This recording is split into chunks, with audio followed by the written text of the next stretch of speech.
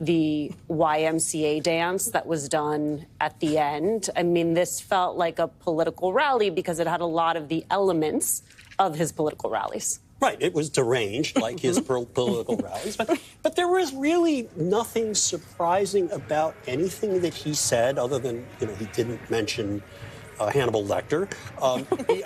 It wasn't anything surprising other than the venue. Because the fact of the matter is, it isn't just because he's losing these cases, but it's incredible how many he just lost this week. He's been saying this not just since January 20th. He's been saying this for years. You can go back and just go to Google, and you can Google an article in October of 2024, just before the election, at NPR. And they looked up and they said he's over 100 times has threatened to prosecute his enemies. This is Donald Trump. We are at stage 4 megalomania. He is just doing what he has always told us he wants to do. He's doing what he's always told us he wants to do, Von Hilliard. The difference is now he actually has resources at his disposal. So as he alleges this conspiracy, and there are people in the room clapping for him as he just spouts lies, where do we go from here? Right. This is where you have D.C. Attorney Ed Martin, who's the interim, or acting, I should say, at this point in time, but he's been nominated to be the D.C.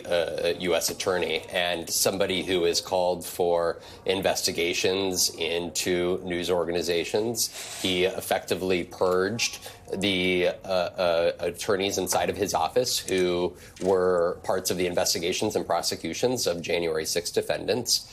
And he made it clear, even just a couple weeks ago, that anybody that tries to get in the way of Elon Musk, that they will be investigated as well, sending a very chilling message that anybody who seeks to inhibit the efforts of the executive branch of the United States is in peril of having a potential grand jury convened, a potential indictment. Again, we heard, as George suggested, we heard so much of this in the months leading up to this, that they could very well seek to build a conspiracy case in a district with a potential favorable judge and jury pool and bring a sprawling conspiracy charges that would somehow, even if it didn't amount to guilty verdicts, could very well lead to the type of action that he, time and again, has articulated over the course of the last 2 years that he wants to see. And that is why I can't tell you how many campaign rallies that I was at in which he essentially said exactly what we heard here this afternoon. But in many ways, the expectation was that he would hand this off to Pam Bondi and Todd Blanche and Emil Bove to go and actually execute on what he said during the campaign he wanted them to do. And we've actually heard some quietness over the last 53 days on several of these fronts. And that was the question coming into this, was would he actually just focus on fentanyl, right, or border security? But instead, he made it a very explicit directive to those inside of the room of what he wants them to accomplish here in the months ahead. And I think that the line that struck out to me the most here, as I'm pulling it back up, is that, quote, it's going to be legendary, and it'll be legendary for those who expose it. For those who expose it, it's clear who inside of the DOJ he wants that to be.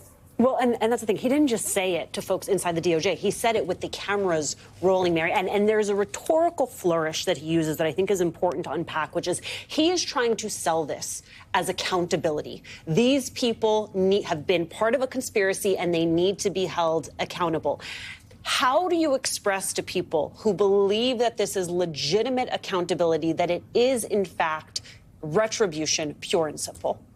Well, I mean, one way to explain it is look at the nearly 1,600 cases that were handled by our court in the District of Columbia and, in some cases, other courts. Judges, again, as Skye indicated earlier, appointed by Republicans, Democrats, and Donald Trump himself, not one of whom ever questioned whether those were righteous prosecutions. Not one of who ever suggested they might have been politically motivated. That just never occurred because we're not stupid and they're not stupid. And we could see with our own eyes what happened at the Capitol on January 6th of 2021. We could hear the audio. We could see the social media of them bragging about it and actually admitting to their crimes, right? So it's about facts and reality. And there are no facts to support whatever whatever his notion of some sort of sprawling conspiracy is, the only facts out there, which everyone has seen, or else they really do live under a rock, show that what was happening before was consistent with the rule of law. Except that he paints it as the upside down. He's talking about a crime-free capital. Well, and, I think this is really a distraction, too, because the American people think that he and Elon Musk have gone too far, right? They're seeking to avoid accountability. They're operating in secrecy. They're after Americans' data. We were in court earlier today on these issues yet again. And so his strategy is to threaten people, to seek retribution. To do this, he's fired the inspectors general, right? If you care about waste, fraud, and abuse and corruption, you actually keep those people that have large staffs in place to investigate it. That's not what he wants to do. He wants a personal agenda, and he wants to distract from the fact that he's not, and his administration is not governing for the American people. They're governing for Elon Musk. When he calls himself, when we talked about it, but I need to dig into it, the chief law enforcement officer in the country. He's the chief criminal, but let's set that aside. What does it signal to you? And also, if you're Pam Bondi, is there a little bit of you that's like, what? Why am I here? You have to wonder that, because I was just thinking, listening to this discussion, is like there's all these cases, as Mary points out, but hey, let's ask Bill Barr. Bill Barr was the one who was telling him, no, we can't bring cases against your political enemies just because you want to bring cases. And Trump trashed him for that. Bill Barr said, you lost that election that he says that Trump said today was stolen. And he trashed Bill Barr for that. And Bill Barr, and all these members of the Trump Justice Department in 2020, in 2021 said, you can't bring these cases. You can't do any of this. And the difference, what's the difference today, and you mentioned Pam Bondi, is if he had this same lineup in place, from Kash Patel to Pam Bondi to Pete Hegseth to Emil Bove, in place in the power centers of the government in late 2020 and early 2021, there would never have been a Biden presidency.